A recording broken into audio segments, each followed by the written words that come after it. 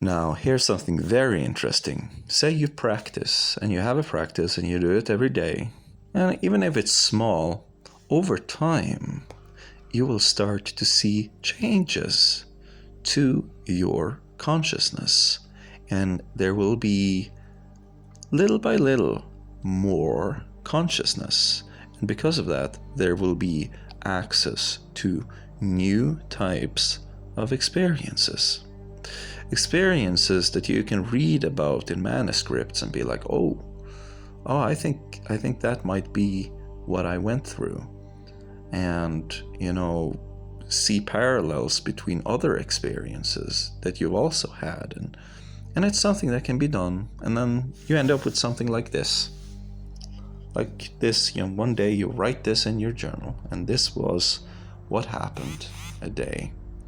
And now you're going to explain it, techniques that you used, like, you don't have a yogi, you don't have a guru, so you have to do it yourself.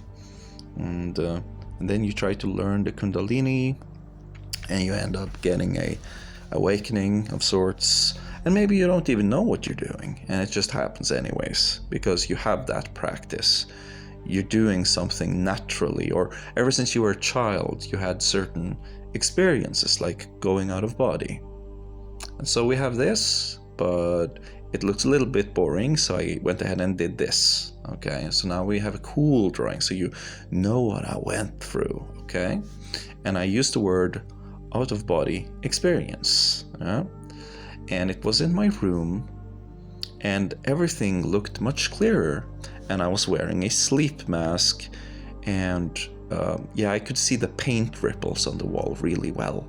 And I was wearing a sleep mask. So that one, I'm going to go ahead and say that one was a legit out-of-body experience. And I want it to be legit, because I need to know. And then I fell into a dream again, and I met this fakir that looked like this.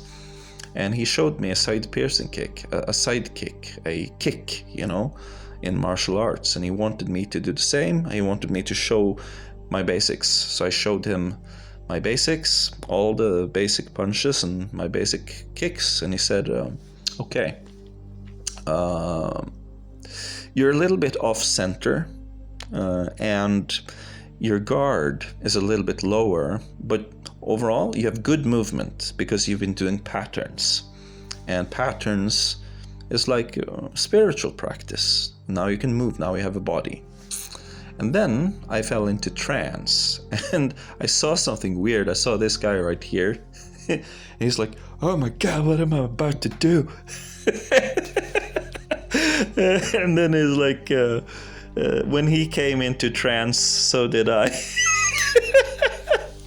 That was weird. And then I astral projected. Okay, and astral projecting looks like this. Okay, it looks like this. It's kind of like this in-between state. So my heart was beating. Gadunk, gadunk. And there's energy is coming out and grabbing the heart.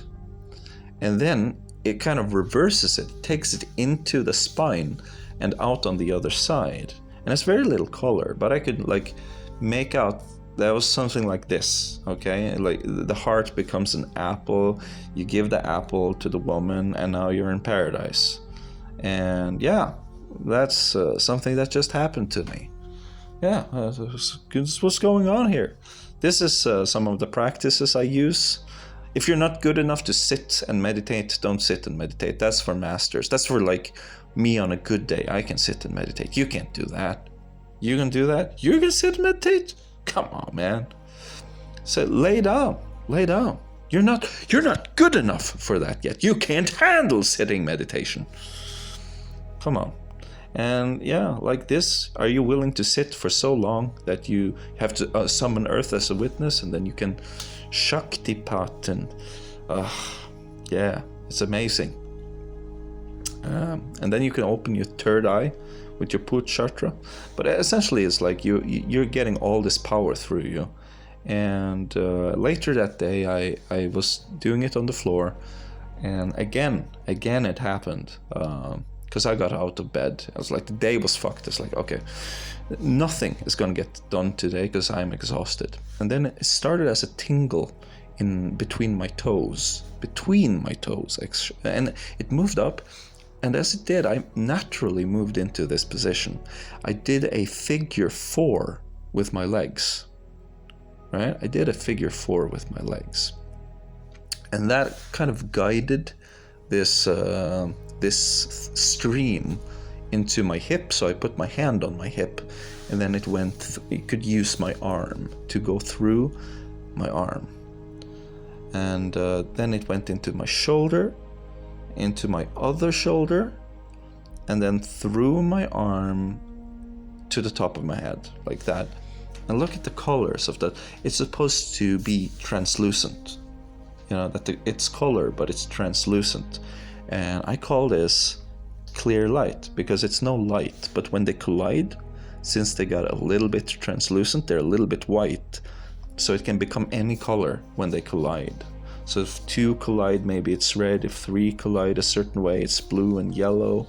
You understand what I mean? They're white, so you have darkness and you have light, and when they create different wavelengths, so it becomes color or something like that. So I call that clear light, and it's picked up from the ground. So it's like luminous ground luminosity, yeah, and then it's brought up like that.